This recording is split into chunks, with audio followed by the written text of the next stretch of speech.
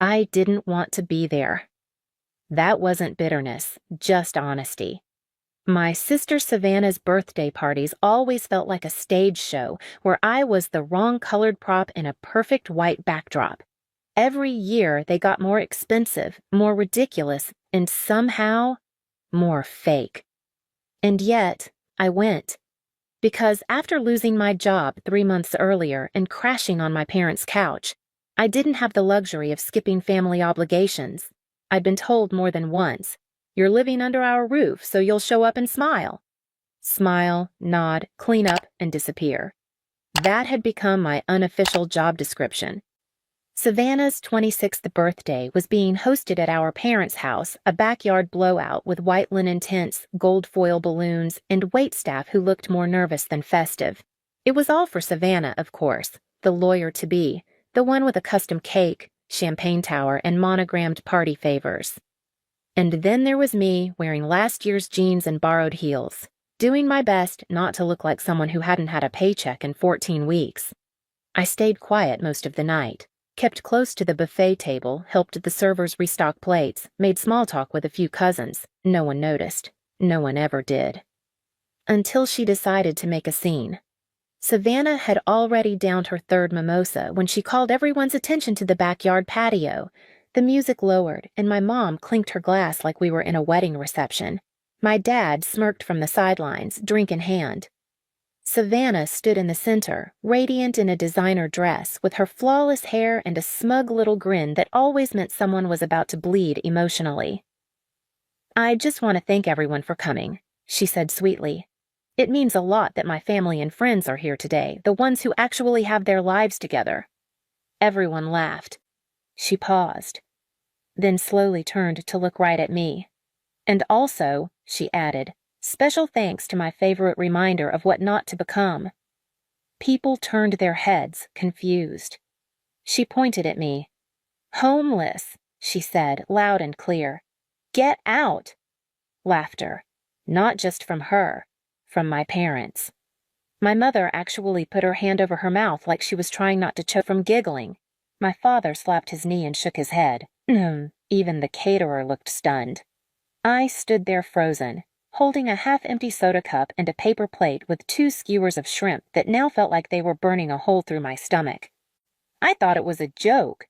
For a second, I waited for her to say, "Kidding," but she didn't. She just raised her glass again and toasted to the people who don't mooch off others just because life gets a little hard. And then my dad called out, "She's right. Pack your things by tonight. We're not running a shelter." Everyone heard it. The music didn't even cover it up. My chest burned. I didn't cry. Not there. I handed the plate to a server, nodded silently, and walked straight back through the house past the birthday photos, past the cake, past the childhood hallway that still had Savannah's tennis trophies displayed and none of my art awards. I made it to the room, the guest room, not mine, as my mother liked to say, and started folding the few clothes I had.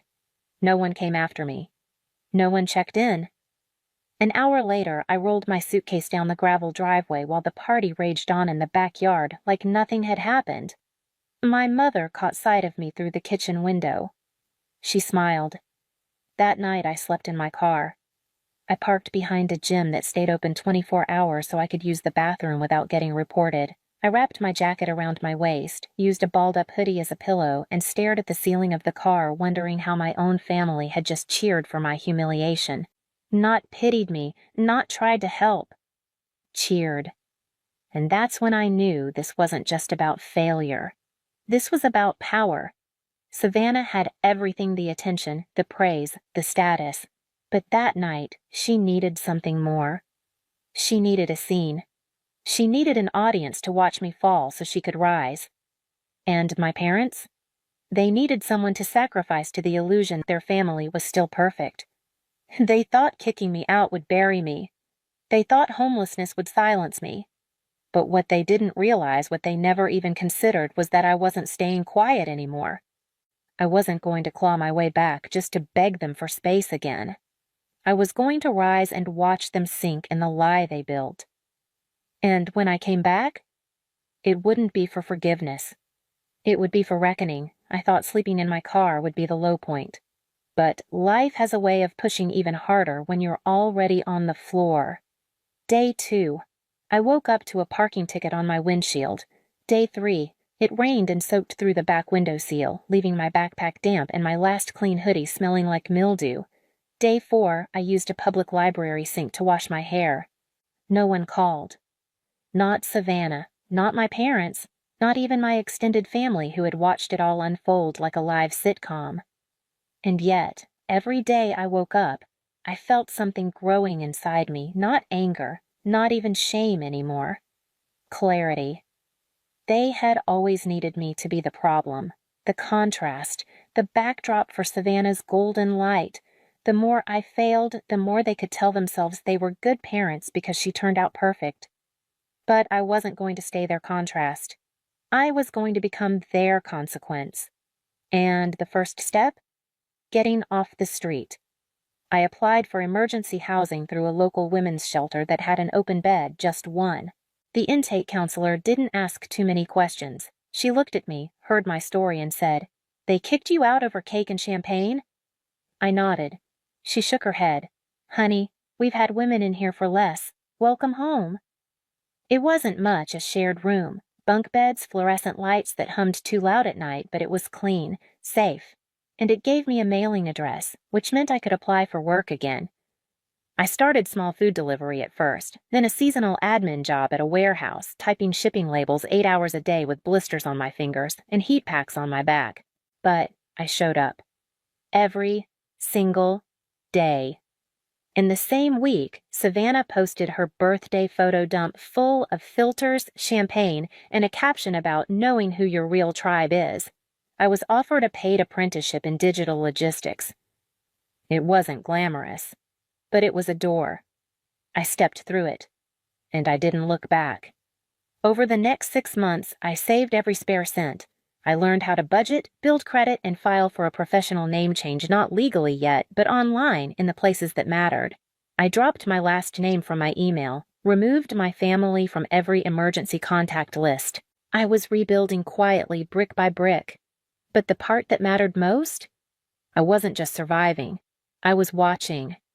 See, Savannah loved being adored, and she also loved broadcasting it. Her LinkedIn was public, so were her bar prep videos, her blog about balancing ambition and beauty, and her weekly sisterhood shoutouts where she tagged influencers she didn't actually know. And that's where I saw it. An announcement. She was being nominated for a regional Women in Justice Award, honoring young female legal minds who demonstrated integrity, leadership, and public impact. Integrity. Leadership. Savannah. The same person who pointed at her unemployed sister in front of a party and called her homeless, then laughed while she was thrown out. I stared at that post for 10 minutes. Then I screenshotted it. Because I had a better photo. One of me. Standing beside the buffet table, holding a soda cup and a paper plate, moments before she made her announcement. And another. From someone else's Instagram story, saved by the internet, where Savannah, champagne in hand, pointed and laughed while I stood frozen in place. I didn't even have to explain the context. The visuals did it for me. The hypocrisy, the cruelty, the pride. And I knew what to do. Not destroy her career. That would have been too easy. Too predictable. No, I would let her reach the peak. Get close enough to taste it. And then, let her watch it all slip from her hands. The award ceremony was held at a swanky rooftop event space in downtown Chicago. Glass walls, string quartet, tables draped in satin. Every woman on the finalist list had a story of perseverance, excellence, or breakthrough advocacy. Most of them deserved it. Savannah didn't.